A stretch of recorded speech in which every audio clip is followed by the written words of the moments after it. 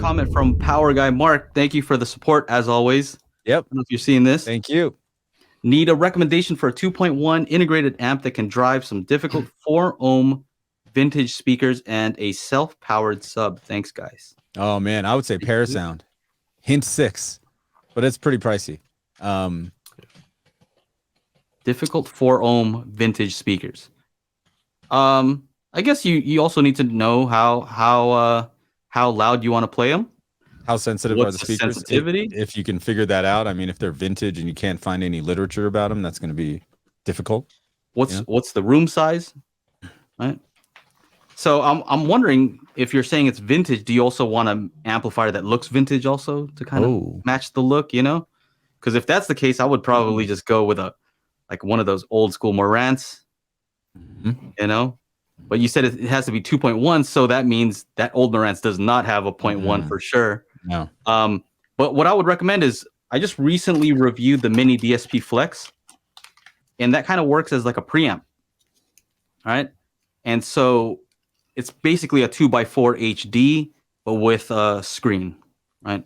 So from there, you can kind of use that as your interface, like your preamp, plug everything into there. So it has analog, it has optical, it has Toslink, Bluetooth, right. Different things you can plug in. It doesn't have a phono input, so you'd have to get a separate phono preamp for that if you wanted to do that. But my thought is that you could get a 2-channel, doesn't matter, right? Anything with RCA input, I guess, right? And so you could input to that amp, and then you could send one of the other channels to your subwoofer, and you could still get the best of both worlds, where you have this old school amp, but you have Bluetooth, and you have, it has LDAC, like the most advanced one.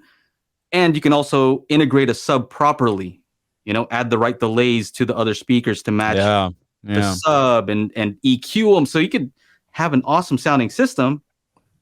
And, I think it's be a lot cheaper than like a Parasound Hint 6, be a lot less expensive than that.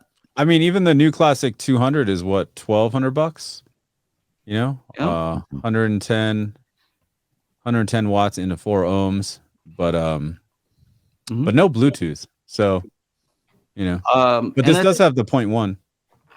Gotcha. I forgot I haven't reviewed the SHD, Mini DSP SHD, but that's like a more advanced version. I guess it does a little bit more. I'm not sure exactly what. Okay. But I know that it is a little more advanced. FOMO, what's up, FOMO? He says NAD M33 is a beast. It has Dirac and Bluetooth. Call it a day. And but again, these are starting to get expensive, right? Yeah. Mm-hmm. They start to get a little bit pricey at that point. So it depends on whether you want an old school look to go with your vintage speakers or not. Yeah. But there's some recommendations. NAD. Chana says Parasound. I'm thinking I would probably go vintage amp. Pioneer, one of those old school Sansui, whatever, silver face. Yeah, you can get if you get one of those old school ones, you just get yourself here, hold on. What's Sean doing here? You get one of those things, and then you can get yourself this DAC Magic 200 by Cambridge, right? It's got all the goodies.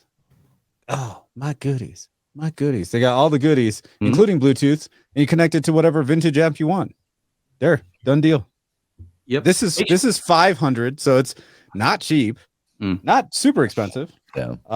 And this will connect up to your laptop via asynchronous USB. It'll decode your MQA from Tidal. It'll do, make some julienne fries and spank you on the bottom. I don't know. Hey. You have to try it out.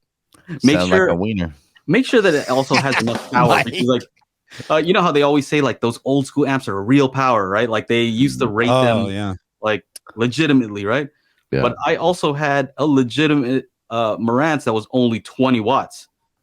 I mean, it seemed more powerful than 20 watts, but I did try to throw some ELAC 4 ohm speakers on it, and it didn't like it. It would I was on the verge of shutting off. When you turned it up, the bass would hit, and you're like, think it's gonna clip. It doesn't like that.